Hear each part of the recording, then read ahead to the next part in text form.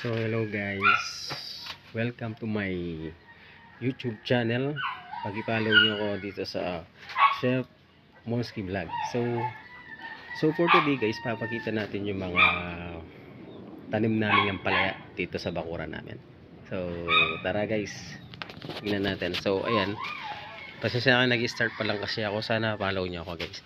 So ito yung mga bunga ng ampalaya. So ayan oh, napapansin nyo, ayan sila. So ayan, nakikita nyo guys, marami. Ayan o, yung may mga plastic na to, ayan yung mga ano nila, bunga. Ayan o, ayan kung napapansin nyo guys, ayan o.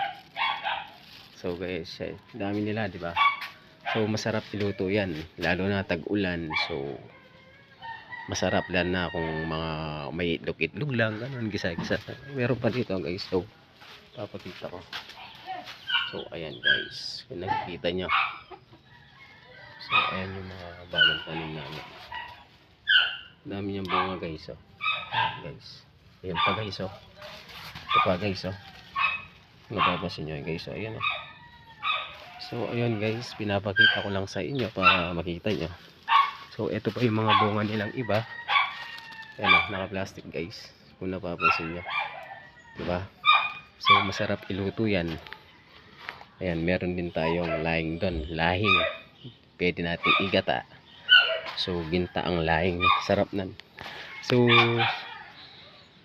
ayan, hanggang dito na lang guys. So sana samahan nyo akong ano, yung vlog ko. So salamat, maraming salamat sa inyo guys. Thank you, bye bye.